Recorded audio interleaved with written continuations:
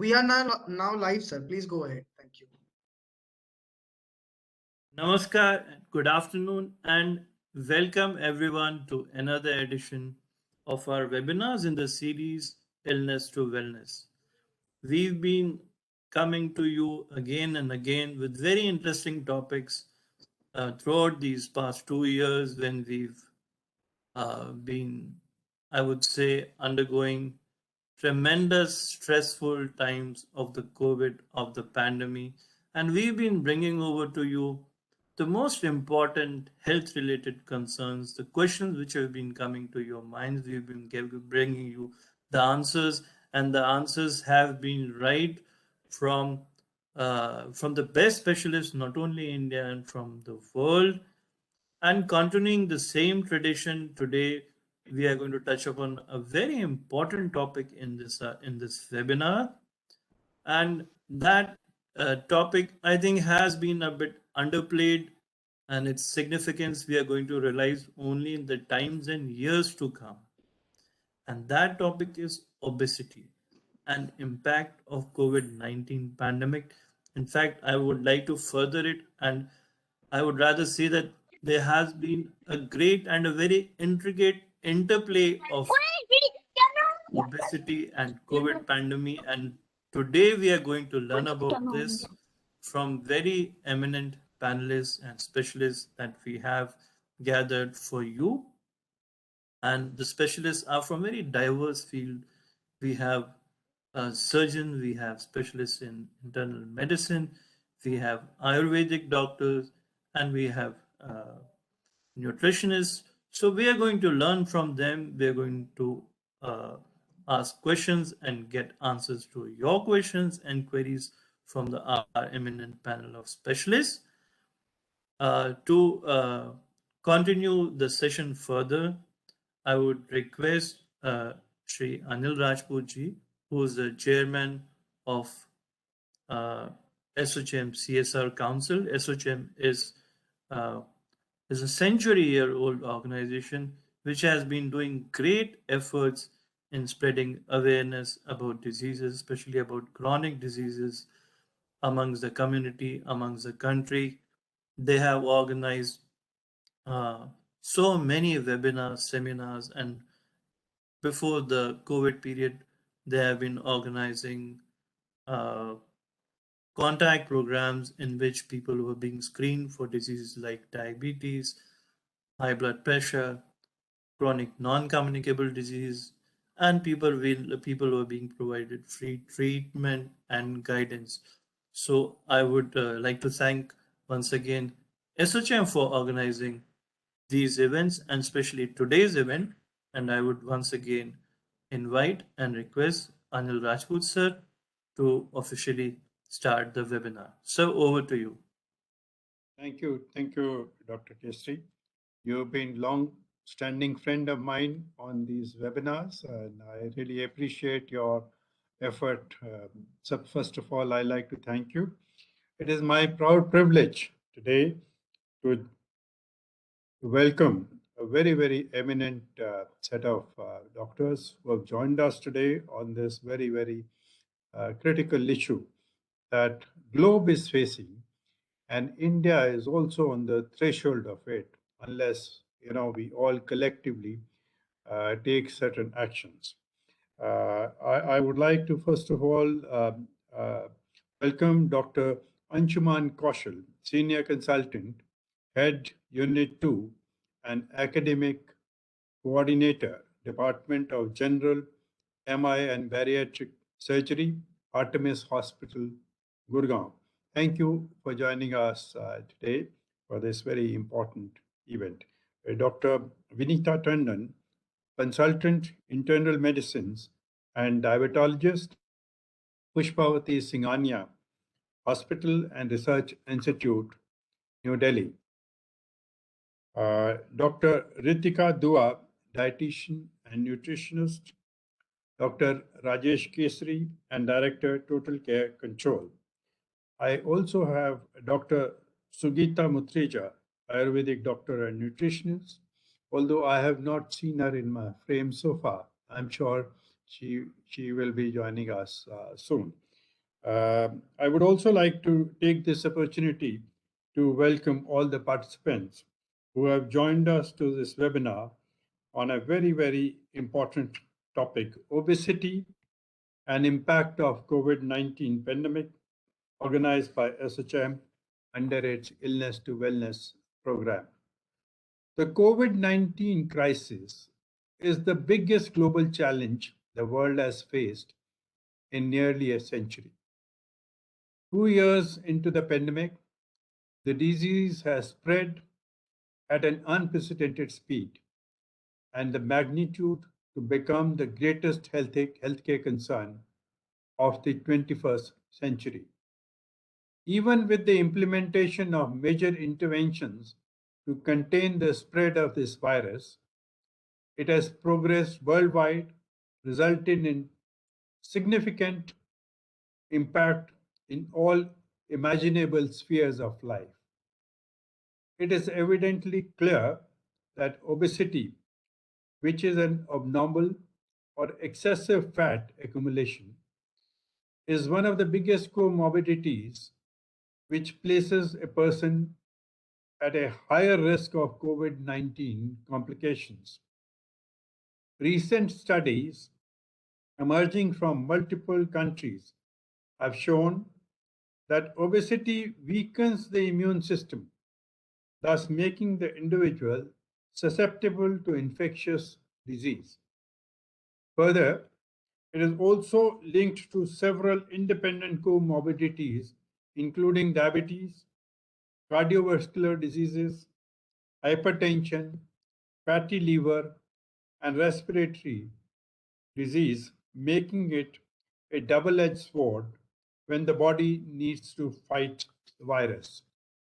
Globally, the prevalence of obesity has steadily risen, which is largely related to sedentary and unhealthy nature of modern life. According to the World Health Organization, worldwide obesity has nearly tripled since 1975. As per the Indian Journal of Community Medicine, in India alone, 135 million people are obese.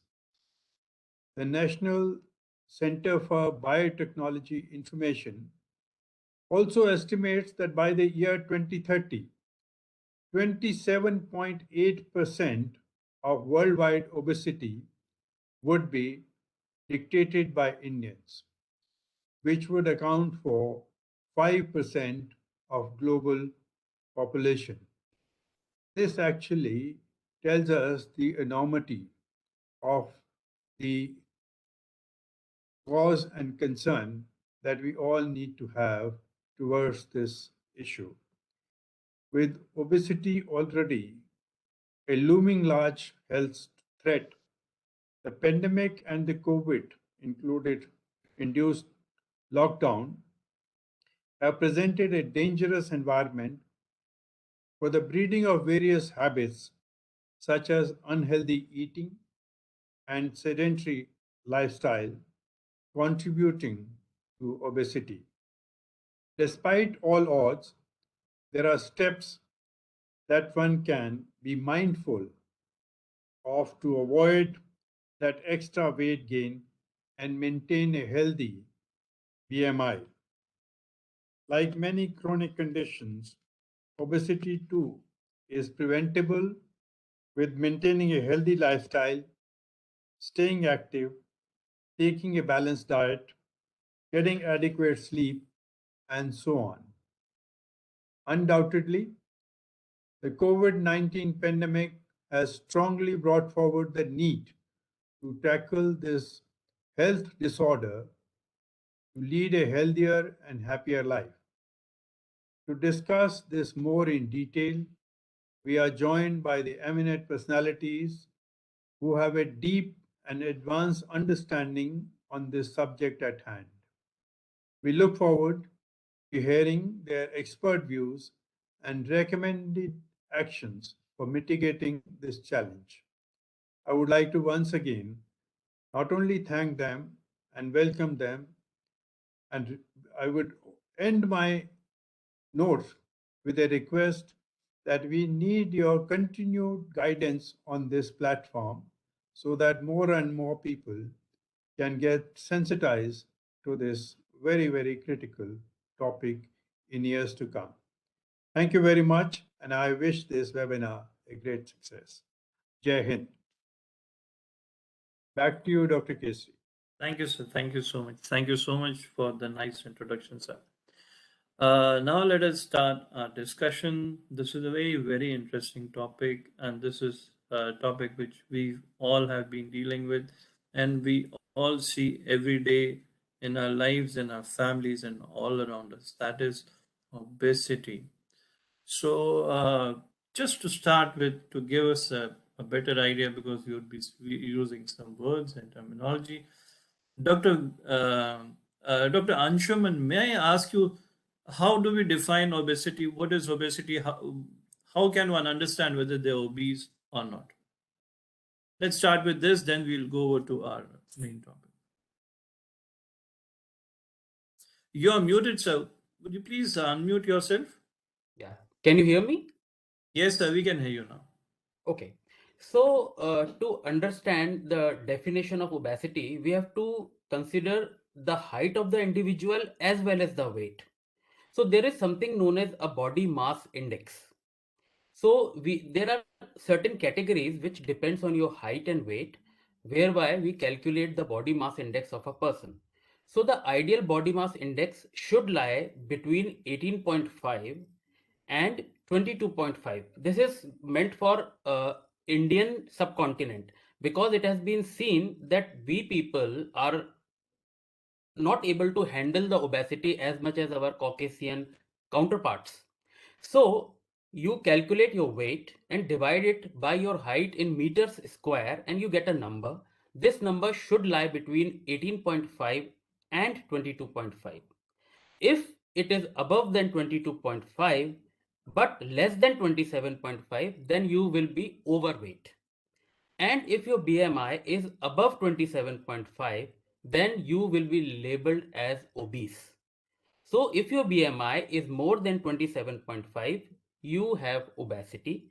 And if your BMI is more than 32.5, then it is classified as a severe obesity.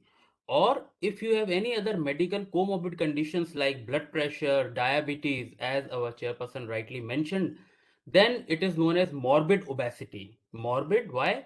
Because it has been seen that every rise in 4 to 5 kgs of weight would reduce your lifespan by 1 to 2 years. It has been proven time and again.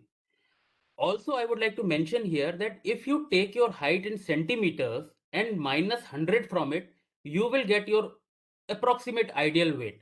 For example, my height is 170 centimeters. If I subtract 100 from it, I will get the number 70. So my ideal weight would be somewhere around 69 to 70 kgs. And we should aim in maintaining our normal body mass index. Thank you. I think this is a very useful tip that you have mentioned, that it is quite easy for all of us to know our target weight, and usually our weight keeps on rising with time, and with rising weight what we actually get is rising problems. More and more problems are associated with weight. We'll come to that further on. Today we are basically dealing in the most important problem that we've been facing since past 2 years, that is the COVID-19 pandemic. Now, continuing this discussion and in the same light, Dr. Vinita, I'd like to come to you and I'd like to ask you first, how does obesity impact on COVID? Does it predispose an individual to COVID? Would you please elaborate on this a little bit? Please unmute yourself, Dr. Vinita.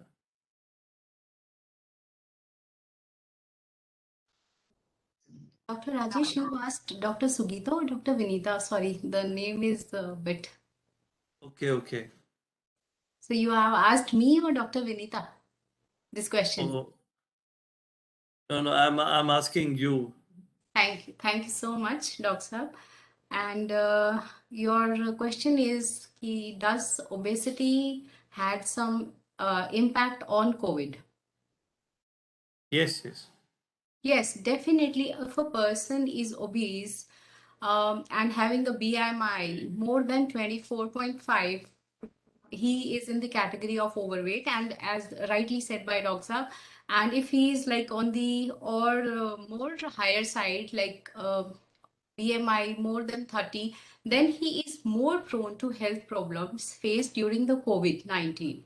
The person is having low immunity, and and it has been seen that hospitalization has been almost 3 times comparative to the normal BMI persons. First of all, this was the most common thing which was seen, and we have already seen that COVID-19 has impacted the lung capacity of the people. So people who are obese, they are having difficulty, they had difficulty in breathing, and the issues were faced more as compared to the normal BMI persons. And since the lung capacity, the COVID impacts the lungs, and this was the problem faced by usually most of the people during the COVID scenario. So obese people had this problem, and their immunity is weak, so they are not able to face the issues handled. They are not able to face the issues created by this COVID scenario.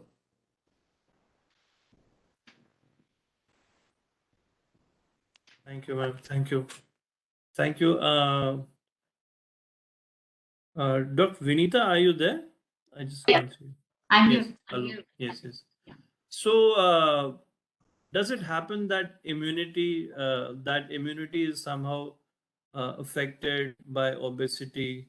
That people who are obese are unable to fight with COVID infection if it happens. So, and do they get more hospitalization, or is it more severe? Would you please elaborate on that? Sure, sir. So there are two, three things which we have to understand that with underlying obesity, basically there is Yes. something called as disrupted immune system. So disrupted immune system means that a person's tendency is he has a decreased immunity and there are high chances of getting any sort of infection, be it COVID-19 or any sort of infection. Apart from that, we have to understand that obese people have also I would say you would have heard about a term which is called as insulin resistance. So there are high chances of insulin resistance in those patients, and because of which they are more predisposed to getting conditions like and diseases like diabetes.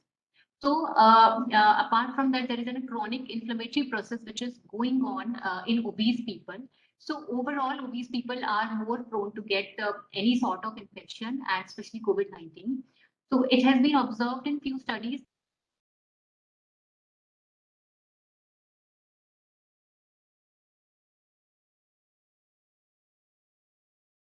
We can't hear you, ma'am. Are you there? I think we lost her connection. We lost Okay. the connection.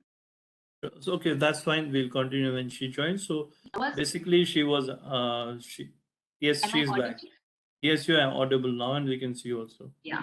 So, and apart from these, we have to see that, obesity, these are the people who have excessive fat accumulation in their body, and these are the people who are difficult to intubate also. So there are increased risk of hospitalization, increased risk of ICU hospitalization. These are the people who have high chances of going onto the ventilators. So there was a study conducted in which it was seen that 90% of the population, 90% of all the obese individuals have had to go on the ventilator, maybe non-invasive or invasive in any form.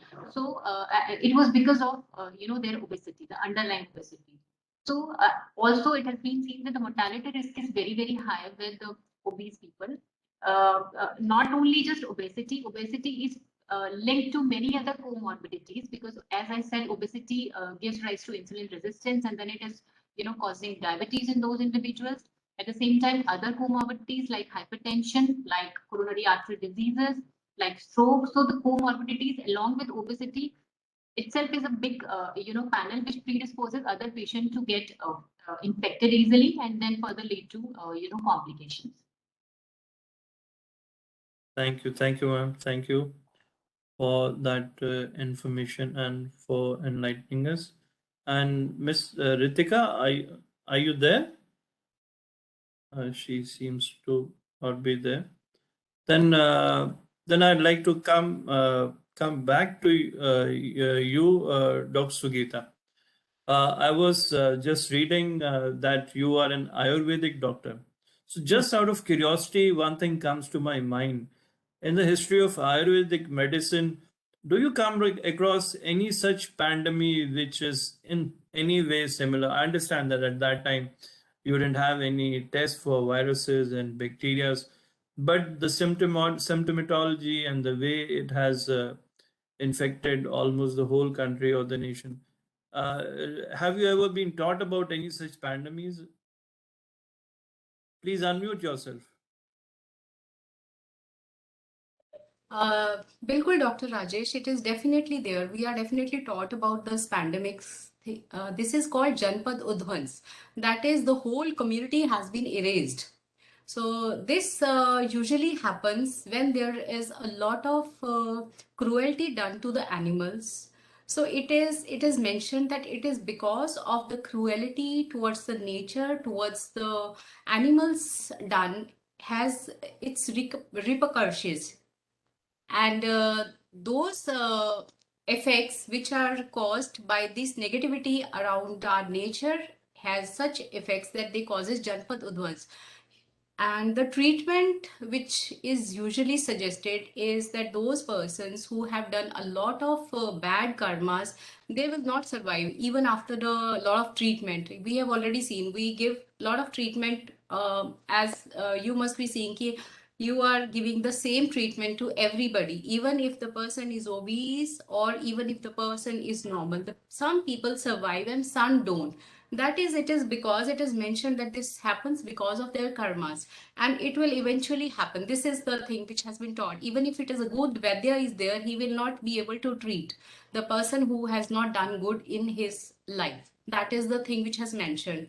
And the treatment definitely is that you do some kind of homes, yagyas, and there's positive things which you should be following, and then you can get the positive results. We all have seen that the things which have been done by Mr. Modi also, that this is the thing which he started in the beginning to do the things.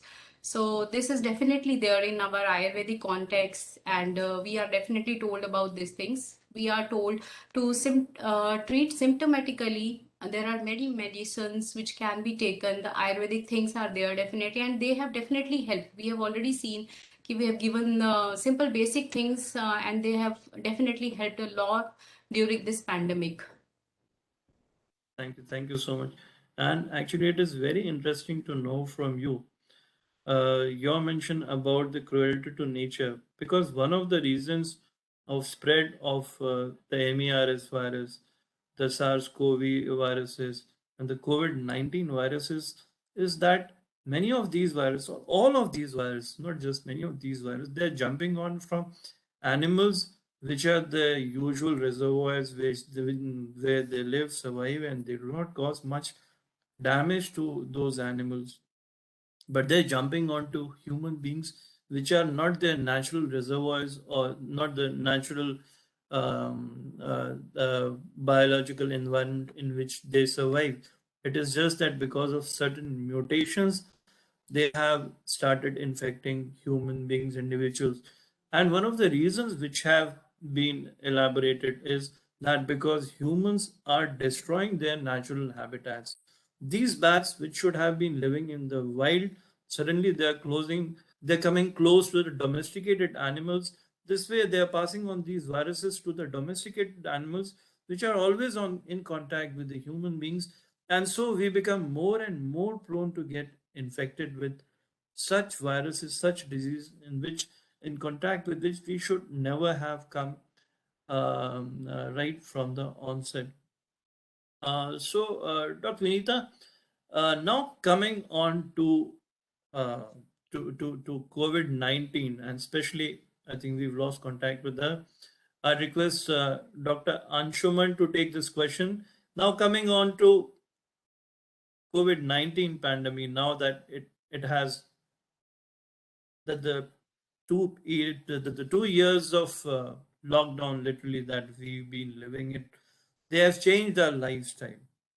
So what have you seen among your patients who visit you regularly? What have been the changes in them, and how do you correlate that to today's topic?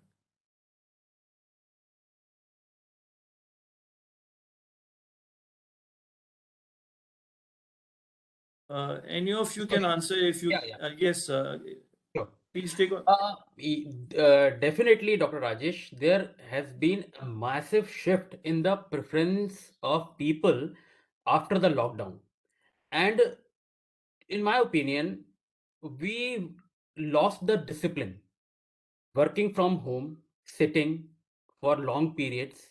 And you must have noticed that in the lockdown, the schools were closed, the offices were closed, but we were having uninterrupted delivery of food.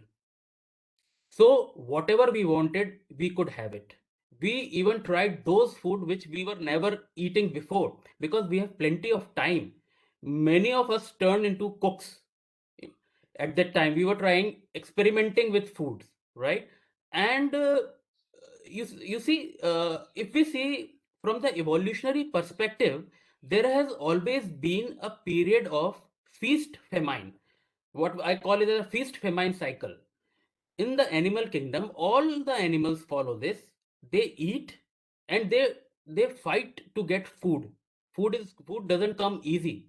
And once they eat, once they feast, then it is followed by a period of fasting or famine. But in today's context, especially when we have faced these lockdowns and we had plenty of time and boredom, so every day became a celebration. When we love somebody, we give them food. When we care for somebody, we give them food. So food has become synonymous with care, affection, and love and boredom.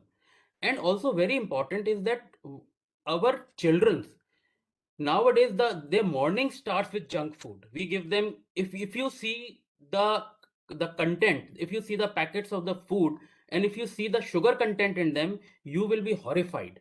And sugar is a poison. So previously there has been a shift in our diet which were accelerated by these pandemics and availability of junk food, that previously we were having nutritious food. And currently if you see all the even the grains are genetically modified. All the food is being enhanced by adding sugars and disguised. We call them as agave nectar, we call them as xylitol. So the common people, they are not able to identify. And also there is misleading advertisement and labels. They mention that the total sugar is like 15 grams per serving or per 100 ml, whereas the package is of say 300 ml or 400 ml. So we are not able to assess how much junk or empty calories or sugar we are taking. And the activity, definitely the parks were the first thing to get closed. So our activity was affected, and once your body is in comfort zone, then it becomes very difficult for us to live a healthy life. So lack of discipline, lack of physical activity, sitting for prolonged periods, and access to food in plenty, this has happened. And this was already a byproduct of the, I would say, industrialization or maybe the progress which we are making. But the COVID pandemic, subsequently lockdowns, made it far worse. Thank you, Dr. Anshuman. In fact, during this, in this short, I would say, a discourse, in a way, you have touched upon so many important aspects. You have touched upon the thrifty gene hypothesis, Absolutely. which we consider as probably the reason for our getting these metabolic disorders and diabetes, that is the feasting in the famine. So we've been feasting even in famine, unfortunately, even during the COVID period, and that is getting us to our today's topic, that is obesity. Very, very true and very, very well said. Uh, Dr. Vinita, now over to you. I'd like to ask you one thing. We have there's a problem, there's a disguised problem, I would say, that is the obstructive sleep apnea, which is associated with obesity, with Yeah. people being overweight. And what happens to such people when they have a COVID infection because their lung function deteriorates and they already have OSA? So, what has been your experience? So, I think let me just explain what basically obstructive sleep apnea is. So, in general term, I would like to say that it's kind of a disorder in which a person frequently stops breathing during his or her sleep during the night time, and it can happen multiple times in the night. And you all of a sudden you would wake up. You would wake up with a gasp for breath because your breathing suddenly stops during the sleep. Why this happens is that, as I said, obesity is the accumulation of fat, excess fat. So that excess fat is getting deposited all over the body, and it doesn't leave your neck muscles, it doesn't leave your tongue, and your muscles of your oral cavity as well. So the fat deposition is there also. Along with that, it is being observed that the tone of your tongue and all the muscles inside, it becomes very low. So both the things combined together, whenever there is an excess fat deposition and when you sleep in the night, what happens is the lumen gets narrowed down, and you wake up in the midnight with a gasp of breath when there is no air going inside. This is what is called as obstructive sleep apnea. So this obstructive sleep apnea, it comes with a lot of symptoms which are bothering. One of them could be, as I said, waking up in the midnight. Second would be that when you wake up in the morning, you don't wake up fresh. You wake up with morning headaches. There is an increased tendency that people would be sleeping a lot during the time, and which actually predispose you to meeting with, I would say, accidents, road traffic accidents, because you may sleep while driving, you may sleep while walking on the roads. And there would be other symptoms which are associated with obstructive sleep apnea, that you may have some loss of memory, the intellectual disability may be there, loss of concentration is there. So those things. With chronic obstructive sleep apnea, basically what happens is that your cardiopulmonary functions also gets impaired. That is, it basically affects your heart functions and it affects your lungs also. So there is increase in the pulmonary pressures and your heart actually goes into failure. So and also there are chances that you may develop increased blood pressure. You may develop I would say irregular heartbeat, and causes patients of arrhythmias may be there because of this cardiopulmonary dysfunction. So obstructive sleep apnea, obviously, already when your heart function and your lung function is compromised, and on that you get any infection which is COVID-19, the pulmonary function is further going to be compromised. So these patients, first because of obesity, other because of these complications, they have higher chances of getting into diseases which are severe COVID diseases, I would say. And as I said previously also, increased risk of ICU admissions and going on ventilators is definitely there. So for these people, I would say for long term, we have few medical devices which are being put in the night so that the airway gets opened while breathing, and that cosmetically doesn't look very well. So it's better that what we should work on, we should be working on the same thing, and I think we should be working on weight loss, and so as to avoid the future complication of these obstructive sleep apnea. Right. Thank you. Thank you so much, Dr. Vinita. So we've learned that, I think till yet what we've seen and what we've learned, that obesity itself causes lots of problem, and obesity may predispose you, first of all, because of your weaker immune system in developing any opportunistic infections, and especially one like COVID. And if you develop COVID, then there's so many things adversely related to obesity. You already have a weak heart. You are undergoing a low inflammation that which also adversely affects the outcome of any major stressor or any major illness. And if you're obese, you already have obstructive sleep apnea, which most of the obese individuals have, which is a big stress, as Dr. Vinita was telling, on your heart, on your lungs. And on top of that, if you develop COVID-19 and its complication, it may become very difficult for you to come out of that just like that. So I think this is where we have reached till yet. Now I see Dr. Ritika has joined us. I'd like to ask her, what have been the changes in the dietary habits of people who come to you? Ritika ji? Have you noticed anything new, or what have been the changes? Hi, Dr. Rajesh. Right now in COVID in section of the changes of the dietary, first of all, I think so low calories of food to take that. This is especially in a diet to take a protein diet, include low carbs, high protein diet to include that, because the carbs is giving a obesity, and protein is giving a glowing for your skin and weight loss also. And low calories food, homemade food like just oats roti, bajra roti, ragi roti is very good for the millets, is very good for the health. And first of all, in a morning to take a very necessary to take a detox water. Detox water is very important because of because of your immunity stronger and loss your Thank you. I obesity. think that is also very important. And this reminds me of one thing which I just want to ask you, Dr. Sugita. Uh, it is about the kada that we all have been drinking since past 2 years. So, what is your favorite recipe? Or what you consider is the best? Because now we all know that kada is good. We've been drinking it. It is definitely not very bad because we've had it for 2 years. So, what would you like to say about that? So Kada, definitely, Acha, I personally believe, and it is because everybody is not having the proper and the right knowledge about the Ayurvedic things.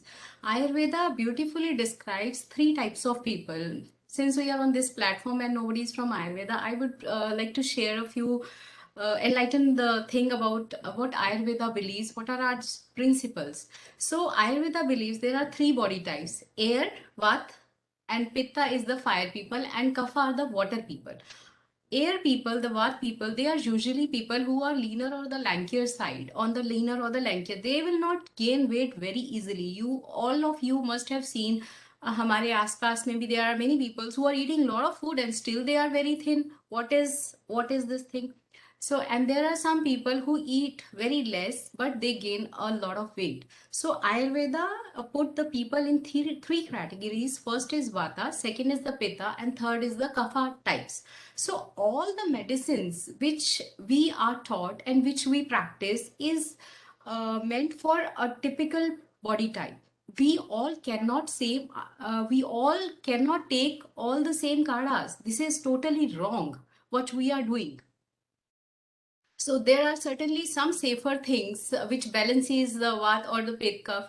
If a person is a fire personality and we're giving him a lot of hot spices, people have seen that we have already seen that there are problems related to acidity and ulcers. These are happening because they've been taking too much of a Pittach person or a fire personality. If that person is taking a lot of fiery or the hot tendency, hot potency foods, obviously it's going to create problems. So we have to understand the basic principles that this is right for me and this is wrong for me. And air personality can definitely have hot potency foods. And if we give hot potency foods to a fire personality, he is definitely going to create problems related to ulcers or colitis or problems related to motions, and may develop hemoglobin might also go down. These are the things which are related to pitta. And if a person is a water personality, he can have all these hot kadas which are mentioned, so we can have that. So it is definitely not at all advised to take these kadas over a very long period of time. Even the Ayurvedic medicines, they have this thing that they should be taken under the supervision. So it is not like that you can take these things without any supervision. This is not at all. This is the wrong notion we all are having. This I really wanted to clear on this platform also.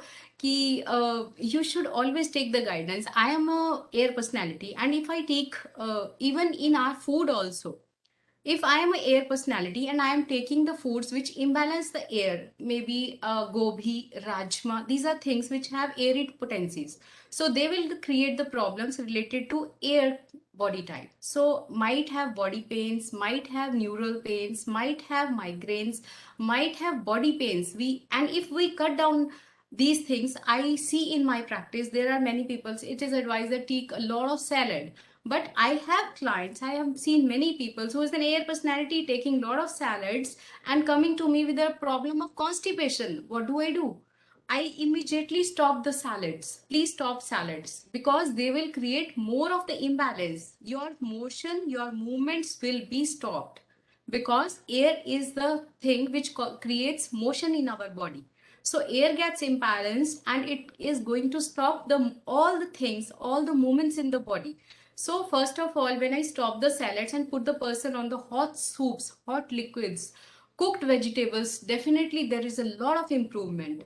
And it's like you have to eat according to your traditions, eat accordingly, not that go for one kind of a food. If a person is not having a balanced diet, he is definitely going to have problems. It's not that take a lot of proteins or either skip your carbs. Not at all, not at all. Must include carbs in your diet, must include proteins in your diet, and you must include fats also in your diet. But definitely they should be healthy fats. The sugars should be there, but they should be healthy sugars, not the processed ones. Processed foods, as Dr. Anshuman rightly said, that there is easy access to everything. This is the thing which is creating obesity. रात के 12 बजे भी Swiggy से खाना आ जाता है, कभी भी कुछ भी you can order. You are not feeling good, अच्छा जी मूड खराब है, खाना खा लो. शॉपिंग करने गए हैं, खाना खा लो, कुछ खा के ही घर आएंगे. सो हम लोग अपने टाइप के अकॉर्डिंगली भी खाना नहीं खा रहे. वे not eating according to the roots. अगर हम ट्रेडिशनल खाना खाते हैं, आपको एजिंग भी क्विकली नहीं होती. Definitely it is there. Definitely. I think these are some points that you very rightly pointed out. And I'd just like to add here that even the modern medicine that we are practicing today and we are discussing, and Dr. Anshuman is a great surgeon, and Dr. Vinita Tandon is from internal medicine. The roots of modern medicine are exactly the same. 5,000 years back, it was considered in Egypt that the root of cause of all disease is the imbalance in three humors, that is the air, fire, water. And it was later adapted by Hippocrates to bile, phlegm, and blood. But later we realized that the actual cause of disease was something different. The modern medicine grew on that from an empirical science to an experimental science, which is helping us out throughout now. And we have finally been able to identify the virus, and we have been able to understand it so well that we can actually make vaccine by studying and isolating a particular part of the virus. So there's a long way that we've come from these basic humors of the body till the modern medicine that we are here today. So I think next question I'd like to ask you, Dr. Anshuman. This is one thing which is from your domain, and I think since you are with us, we would take this opportunity to ask you, request you rather, to tell us about bariatric surgery. Is it a permanent cure for obesity? Sure, Dr. Rajesh. Bariatric surgery, first we have to understand that it is not a cosmetic surgery. It is not a plastic surgery. We do not touch fat when we do a bariatric procedure. Now, what is a bariatric surgery? It's a term which consists of many surgical procedures done by keyhole, small holes in the tummy we make, and either we reduce the size of stomach or we reroute the intestines. So what happens eventually, that a person would eat less calories and it overall he will absorb less. So by inducing these two things in the metabolic machinery, there is certain change which occurs in the hormones. So your overall appetite changes, satiety comes sooner, and the metabolic rate increases, in addition to restriction in calories and less absorption of those calories. So this would lead to weight loss, and that is a 100% weight loss will happen. But the question is it a permanent solution? Well, out of all the possible solutions, once your BMI crosses 35, then it's only bariatric surgery which is considered to be a permanent solution. However, there is a caveat, and that is a person can cheat bariatric surgery. Bariatric surgery is just a means to an end. It's a tool which has been provided to you, and now you are back to your normal weight. But if you continue cheating, if you eat empty calories, if you eat, say, processed junk food, processed sugars, then you might regain, because in the end, it is the discipline which matters. So, yes, bariatric surgery is the surest and the permanent way to achieve and maintain that weight loss, provided you remain disciplined in your food habits and you do all kind of physical activities and avoid mental stress. Thank you, Dr. Anshum. I think it is very important. One word which has stolen the show is discipline, I think. Food discipline, discipline in physical activity, and discipline in daily life. And I would say it is very important, and one of our role, and a person who can be a role model for all of us is sitting with us, our chairperson Shri Anil Rajputji, and he can tell us about the perfect discipline which only is possible, and he is doing it together with so many responsibilities. So discipline in daily life is actually very important. I'd like to come to Dr. Vinita. Are you there? Dr. Vinita? Yes. So now we've understood obesity, what is obesity, and we've understood how pandemic has affected us, and we are all becoming more and more obese. Now, one of the options of decreasing weight is Dr. Anshuman, but that is a major surgery, and that is not for all of us, because you have to be too overweight to undergo that surgery. Not everyone is even advised that surgery. So if, like, I've been cheating all these 2 years and suddenly I think, no, now I want to be healthy, I decide to go to a doctor. So what is your advice to a person who wants to lose weight? Okay. How do you start? Yeah. So, first of all, Dr. Rajesh, as initially, it was discussed by Dr. Anshuman that there are a lot of factors which are involved in obesity. So it's a multifactorial, basically, the cause is multifactorial. So the management has to be, multidisciplinary. So we have to target a lot of things. Most importantly, as we said that, eating habits, we have to change our eating habits. It's not that, everything is easily available. We generally want to eat things which are highly palatable, easily available. There is something called as, emotional eating also, because you want to combat the negative experience of the COVID and the atmosphere around. So you just want to eat something and feel, good. It brings a lot of gratification. So you feel eating. Out of boredom, as he said, and a lot of easy availability to the highly processed foods. So first of all, I would say that healthy eating has to be there. Healthy eating, there has to be right amount of everything, right amount of, the fats, the proteins, the carbs.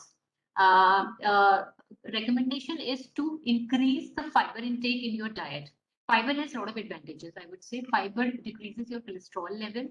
Fiber has a lot of preventive action against, a lot of gastric cancers, colonic cancers, GB cancers. So that is one thing. It actually relieves the constipation. At the same time, it gives you a lot of feeling of being fuller all the time. So you consume less of calories already because you are already full with a lot of fibers. So increased fiber intake is definitely there. One should opt to consume whole grain food rather than going for refined food. Like, we should avoid pizza, burgers, which are basically made of refined food. Try consuming food which is low in sugar. I should not be opting chocolates, desserts, all the pastries which are lying in the refrigerator just for the sake of having it. So there has to be a cut down in the sugar, there has to be a cut down in the fat, there has to be a cut down on the salt also, because obviously salt intake will lead to increased blood pressure as well. So stay hydrated and avoid, beverages like alcohol, because they make you dehydrated. At the same time, they are psychoactive substances which causes a lot of depression, anxiety, and negative, attitude. So in that negative attitude atmosphere, you tend to eat more. So these are the tips which are related to healthy eating. Now we come on to the physical activity. Now physical activity during COVID restrictions in the lockdown, all of us had noticed work from home, online classes. There is no access to the gym, especially people who were already walking and jogging around and going out. They are also not able to follow their, the daily routine. So physical activity is definitely low.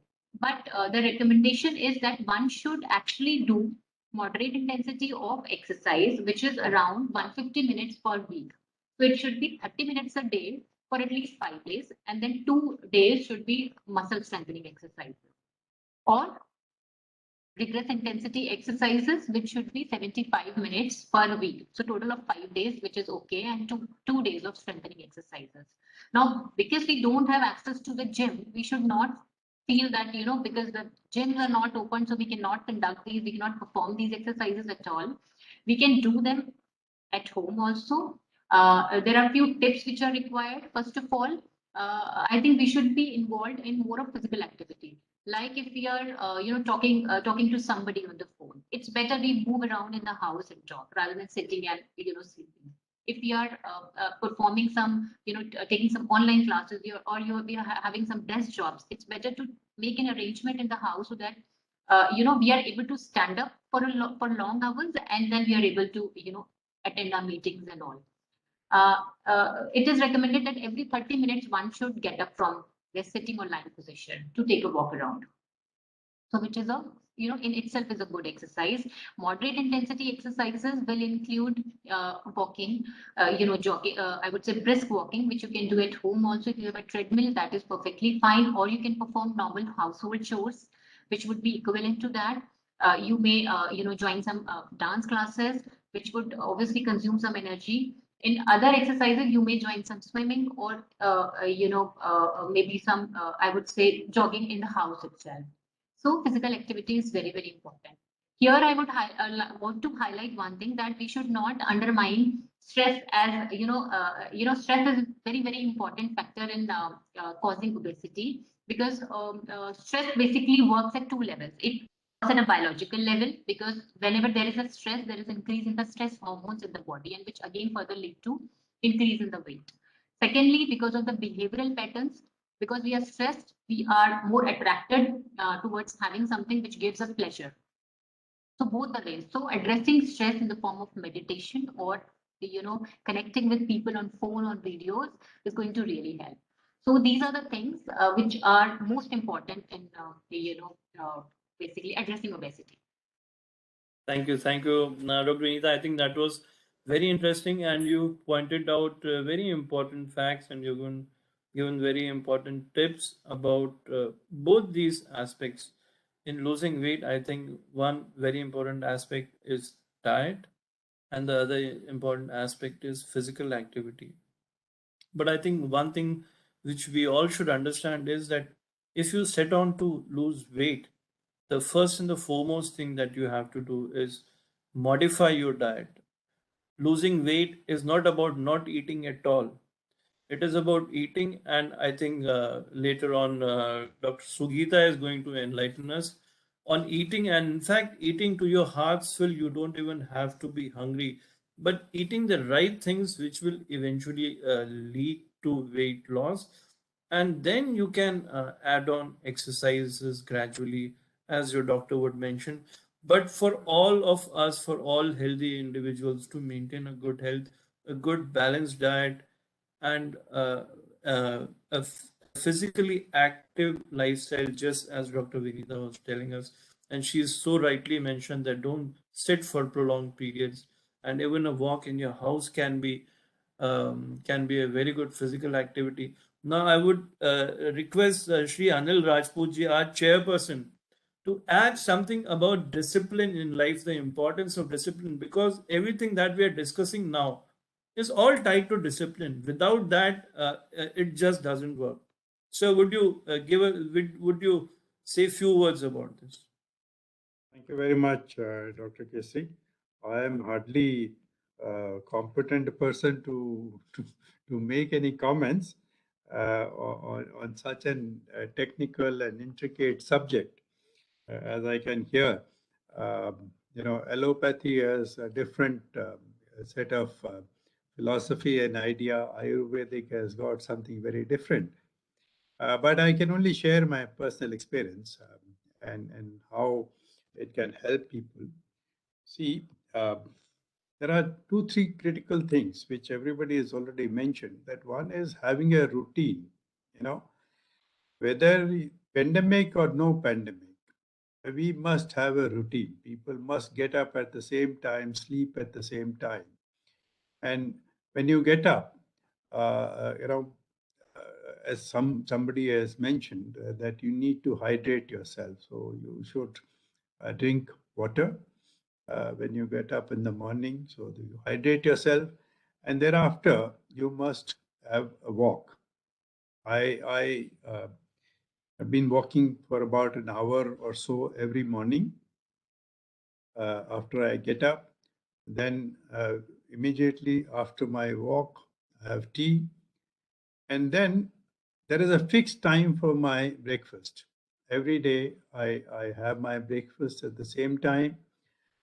2 hours after my breakfast, I have my fruit. 2 hours after that, I have my lunch.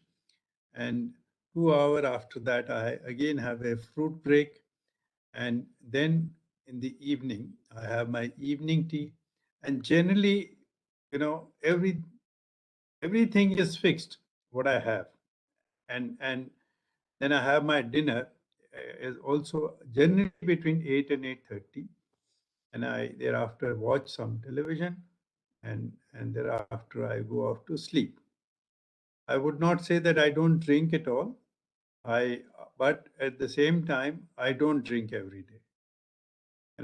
I drink once in a week, or sometimes not once in a week also. So that's the kind of life that I live. When we were working totally from home, I was walking twice a day, 1 hour in the morning and 1 hour in the evening, and that actually helped me bring my weight really under control. I play three times a week golf, so I get up early morning, 5:30 the day I have to go for my golf. I'm at the golf course by 6:15, and I'm home by 9 o'clock. So, I mean, everything is, like a clockwork to me in life. Thank you. Thank you, sir. So actually, this is the real chairperson. He is a role model for all of us. That's why I requested him to speak on this forum, so that people who are listening are able to understand, work or no work, whatever responsibilities you have, they can never be a bahana. I was busy, I had work, I had assignment, because this is a gentleman who's handling thousands of people. And he's been doing all this throughout the period of COVID and still been working. So if we have the will, if we have the willpower, if we have the understanding, we definitely can do it. And we all have to do it. Now, what we have to do it next, I would request Dr. Sugita, now not as an Ayurvedic doctor, but as a nutritionist, as you have mentioned in your resume. What should we eat if we wish to lose weight? Definitely, sir. As a nutritionist, Now, this has to be purely from the nutritional perspective. definitely. You have to follow a discipline that's Dr. Rajput said that is the prime approach to a weight loss, which is healthy weight loss. So that you are glowing on your skin, and people should be saying, like, what you have done. You have lost weight, wow, that's great. Not like what has happened to you. So that is the difference between two weight losses. Sometimes people lose weight and they age a lot, and then people say like, "What has happened to you, yaar? Kya ho gaya? You're not feeling good. As something happened?" So this should not be the right approach. People should be having clean eating, and they should be very much disciplined in their diet. They should be taking, definitely, Dr. Ritika said that you should include some kind of herbal detox in the morning according to your prakriti. That is the first thing which I also prescribe. with some that is according to the prakriti I give. Sometimes it's a detox water, maybe if the person is having some kind of health issues, so those waters can be included. Sometimes it's dhania, sometimes it's jeera, PCOD is there, so maybe methi detox. So it's accordingly, first detox water you must take. Dr. Rajput is also taking water. That's also a sort of detox. So then you start your day with a fruit. So first of all, we can all start our day with a fruit, and then coming after 1 hour of the absorption of the food, when the food moves to the next compartment, then you can have your food. It should be a very healthy and freshly home cooked and traditional and seasonal food. First, you can include all the things. Sometimes people have this thing, we can't cook. So it's not necessary to cook fancy foods. You can just make slight poha, vegetable oats, or the things like oats or upma, which are easily made at home. They take max to max 5 minutes, and they are full of nutrition. Start your day with something nourishing and something which is good on carbs, so that you get energy for the day also. And you can include some kind of proteins along with maybe eggs or some sort of nuts, maybe almonds and walnuts. And after 2 hours of a gap, 2 or 3 hours, whenever you feel that you are feeling hungry, eat always when you are really hungry, because one food, there are different people. Some people, they have a good metabolism, food gets digested very quickly and it moves to the next compartment. But when you are really hungry, then only you should be eating food.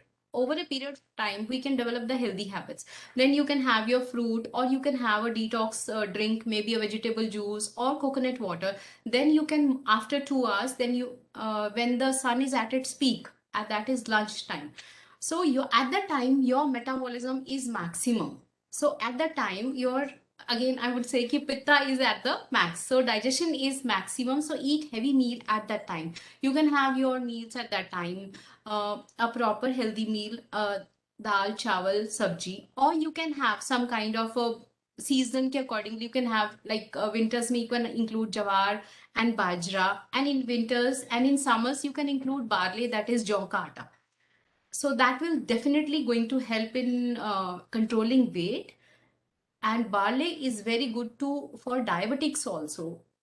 Many studies are there that sugar levels come to normal if the person includes these kind of whole grains in their diet. And after some time, or in the evening, they can take another detox water, maybe cinnamon water, a green tea, or a cup of warm water.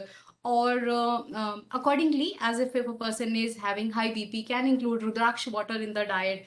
And then in the evening, a bowl of a soup. Or dinner should be very light. It should be early dinner. It should be max to max by 7:30. We should always eat light dinners, because at that time your metabolism is really gone down.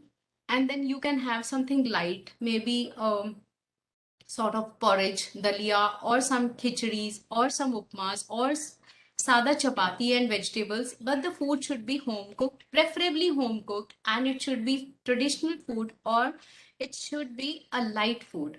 Always the first and the foremost question is there कि हम कितना खाना खाएं. हम हर समय तोल के या नाप के नहीं खा सकते. So Ayurveda beautifully describes कि that you divide your stomach into 3 compartments. Fill 1/3 of your tummy with the solid food, 1/3 with the liquid food, and 1/3 should be left for the complete circulation. So I always tell my clients that यहाँ तक भर के नहीं खाओ. थोड़ा सा eat a little less than your appetite, so that your food gets digested properly, and the digestive juices जो भी secrete होते हैं, so they get a good आपका circulation.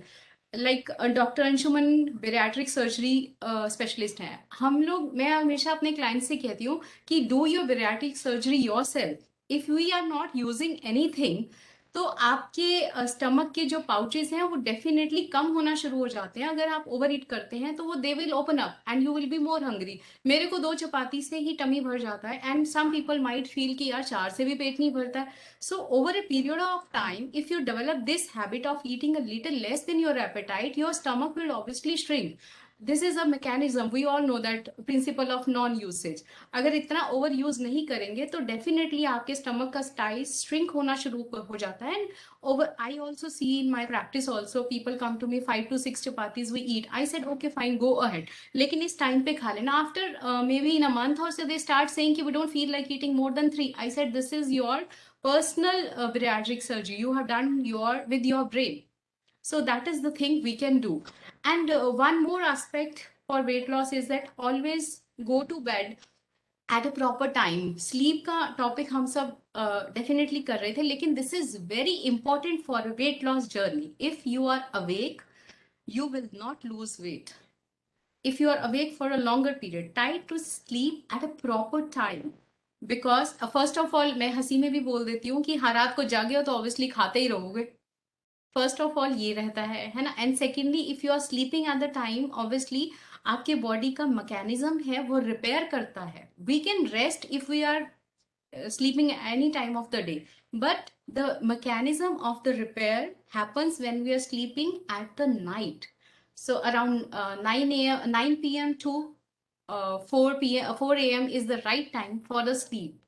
This is which has been prescribed in our text. That is, Ayurveda is based on 3 pillars: ahar, that is food; second is brahmacharya, that is your seasonal regime, your daily regime. Dr. Rajput has been following his daily regime, that is also beautifully described in Ayurveda. उसके बहुत सारे चीजें हैं जिसको हम इतने छोटे उसमें नहीं ले सकते. And third is your nidra, that is your sleep. That is very important for a healthy weight loss. Yes. I think that was really very wonderful, and I am really surprised that there are so many things which we can very easily correlate between the modern medicine and Ayurveda. It is just that with the science, with the experimentation, we have a better understanding of processes that are happening. What Dr. Sugita has just mentioned about eating only 1/3 of your stomach, that is very true, and that is how we talk actually in terms of calories. When we are talking about weight loss, we usually recommend a particular calorie of diet. So what we do is we restrict the calories. Calories we get from the food, that is what provides the energy. So we are restricting the amount of food that we advise our patients or those who need to lose weight to consume. So the lesser the calories they consume, they're going to burn off their own fat or the calories which come from the fat which is there inside their bodies. And one very interesting fact which I'd just like to underline here is that actually when we lose weight and we lose it from the fat, we lose it during sleep, because the cells are utilizing the oxygen, they're burning the fat, the energy, and that is when we lose weight. We don't lose weight when we are running around, when we're eating, or when we are not eating. We actually lose weight from our body when we are sleeping. Sleeping definitely has so many roles, and we've had number of webinars on sleep and on mental health. So I think that was very interesting. Next question to you. It may seem paradoxical that Dr. Vinita, I'm coming to you. You talked about stress. Now my question to you is, how do you see what role of exercises like yoga, pranayam, and meditation, how do you see them in obesity? Let us have some scientific light on this. There have been a number of studies with meditation on diabetes. Please unmute yourself, ma'am. I'm sure you would enlighten us about all these. Dr. Vinita. Yeah. Yes, now we can hear you. So, so I think basically, as I in the beginning also said that stress basically works through a lot of mechanisms to lead to obesity, and one is because of the release of hormones, and another is because of the behavioral things. So obviously, sleep, meditation, and yoga, I think, has got very good impact in relieving stress, and obviously these are the ways where we can actually get indulged into things where we are not thinking about other things, we are not worried about another things, and we are able to concentrate on ourselves, on our body, and on our mental health. So I think meditation and yoga obviously helps a lot in relieving stress and thereby reducing the incidence of obesity. Thank you so much. But at the same time, I'd just like to remind our viewers that if you are diabetic, especially, then you do need physical activity. Even if you do yoga and you do pranayam 45 minutes or 1 hour daily, that is not enough for you, because physical activity, that is when your hands, when your muscles, when your legs are all working, your muscles are working, and that increases your insulin resistance. So this is one thing which we should not confuse. And one more message I'd like you to elaborate on, and is that we had a discussion from the previous speaker about salads. I just don't want our audience to go back home with the message that salads may be bad for someone's health. Would you please elaborate on that? Dr. Vinita, please unmute yourself. Yes. So, as I said, sir, that in my view, increase in the fiber intake, and that obviously constitutes a salad, is a very important part of the diet, and it is an important part in weight loss as well. So there are many benefits of intake of fiber. As I said, it basically improves your it helps in reducing your cholesterol level. It also has shown, with the studies, it has shown that it has got cardiovascular benefits as well. So with every 7 grams per day of increase in the fiber, the risk reduction for the cardiovascular disease is around 9%. So increase in the fiber is beneficial in that way also. There have been studies in which it is being observed that fibers actually prevent you from a lot of cancers, especially from the gastric cancers. So, the gallbladder or the colonic cancers, breast cancers as well. So that way also it is, I would say that it is beneficial, and one should incorporate as much salad in the diet as possible. It gives you a feeling of being full, so you consume less of energy, and chances of consuming high density food or high dense food, energy dense foods is very, very low when you take fiber. So these are advantages of the fiber, and one should incorporate salads and fiber in forms of legumes and other things definitely in the diet. Thank you so much. I think this is very important for us to know, that you should eat as much as possible natural food, natural in the sense uncooked raw food, and salads and fruits constitute such foods. They have a lot of nutritional value. They have a lot of fiber, just as Dr. Vinita has elaborated. There may be very, very few and rare conditions when you're not able to digest fiber, but that is very rare. It doesn't hold true for the population in general. So try to eat as much as green, as much as red, as much as raw as possible. That is the treatment for majority of the disease, just as Dr. Vinita said. Dr. Anshuman, like to come to you and please elaborate, because Dr. Vinita has started with cardiovascular disease and risk reduction in cardiovascular disease.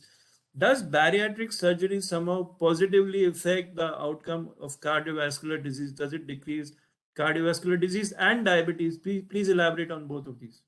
Absolutely. There is a term known as metabolic surgery, and there is a reason why it is called metabolic surgery, because we have got enough evidence, level 1 evidence now, that when your weight comes under control, there is a reversal in the comorbidities as well. And with the bariatric surgery, there is around 85 to 90% resolution of diabetes. I mean, when I say diabetes, it is type 2 diabetes, and it has been seen that around 80% people, they are either off their anti-diabetic medications, or the insulin and the amount of drugs are reduced considerably. Similarly, in my personal experience, I have seen that the first comorbidity to get resolved after a bariatric surgery is obstructive sleep apnea. In fact, there are patients who have donated their CPAP machines after the bariatric surgery. After 3 to 4 days after the surgery, they have become absolutely normal, and that is amazing. Similarly, there is a significant resolution in hypertension as well, and other conditions like PCOD, low backaches, knee pain, depression, migraine. there is a significant resolution of these associated comorbidities as well. So yes, bariatric surgery works pretty much efficiently in the resolution of comorbidities. In fact, the metabolic surgery deals with those refractory cases of type 2 diabetes mellitus when a person is not obese. So in the normal body, people with normal body weight having advanced diabetes, they are undergoing metabolic procedures with very good outcomes. Thank you, sir. Thank you. I think we have already overshot the time limit to a great extent. Now I'd request all of you to give a small message to our audience, and then I'll request a chairperson to give a vote of thanks. Please. Let's start with Dr. Sugita. My short message is that we must eat food to live, not live to eat food. That's what I Wow, would say. that's Eat wonderful. healthy, Really stay healthy. wonderful. Yes, and Dr. Vinita. So I think, sir, my message would be that we have to start taking control of our lives. If we start imagining ourselves that what obesity can do to ourselves and to our family, to our finances, to everything, I think we all would be motivated for a weight loss. And this is a vicious cycle. This is kind of a silent epidemic which is going on along with the COVID-19 pandemic. And there would be a lot of cases of other comorbidities that we would be seeing in the future if we don't control it. So I think we should be taking control of our lives. Very, very well said, but so difficult to do. Thank you. Dr. Anshuman, so actually we are coming to you in all ways, to control our lives. What is your message? That we don't land up on your table. Absolutely. That is why we surgeons definitely do not recommend bariatric surgery to everyone. I always say to my patients that you have to earn your surgery. So if your body weight index is less than say 32.5, then definitely there are certain other options which you should avail, like dietary and lifestyle modification. And once you cross that particular weight, because you cannot forever do dieting, that's a yo-yo weight loss that is more dangerous. So one, you have to earn your surgery. That is number one. And my message to all the participants and panelists is very simple.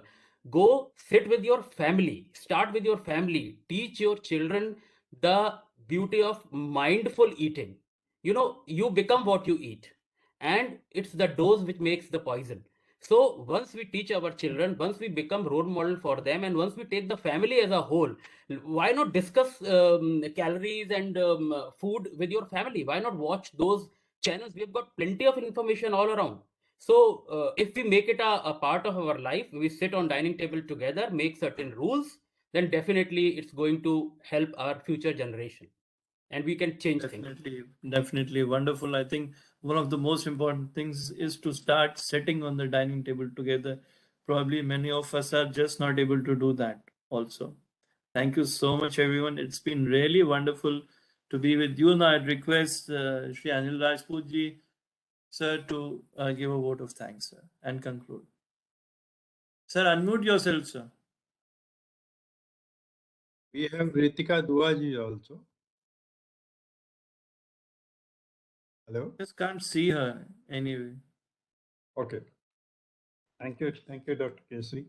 This has been a very engaging and beautiful session that we've had, and I'm sure all the participants would have benefited from all the advice given by our panelist, Dr. Anshuman, in a very beautiful way told us that how we can ourselves learn and know what should be our ideal weight. Once you know what is your ideal weight, you can all work, and yo-yo weight loss is no good for you.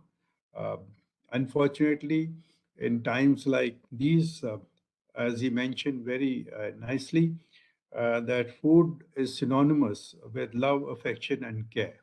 So, if you want to make anybody happy, we begin to offer them more tasty and perhaps unhealthy food because access to food is plenty.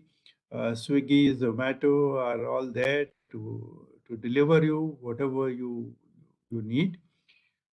But if you sit together as a family, you do order from Swiggy and Zomato, but order the right thing and they can really help improve your quality of life. And you have to be mindful of what you are eating. So thank you very much, Dr. Anshuman, with very wise words, and I am sure people would take note of it and benefit from this. Thank you very much. And Dr. Vinita Tandon, I'm most grateful to you for all your messaging that immunity, if it is compromised, it has many implications. So you need to take the right steps so that your immune system remains strong. Otherwise, if you have a weak immune system, you will end up in ICU. And that's what this pandemic has taught us, that 90% of the people who went to ICU were obese, and they had much more challenging times than many other. And we should avoid emotional eating. Now, emotional eating is not going to help our lives, and we must eat when we need to eat. It should not be boredom eating. What she mentioned, if you're feeling hungry, do eat. But what you eat is most important. You try and eat whole grain, avoid refined processed foods, and last but not least, stay hydrated. Hydration is very, very critical for all of you, and moderate physical activities are very, very critical in maintaining good, healthy lifestyle. Sleep, meditation, and yoga can help, because stress is also one of the factor which causes huge amount of problem for your overall well-being. So the message he gave that take control of your lives. If you really want to look after yourself, you have to take control of your lives.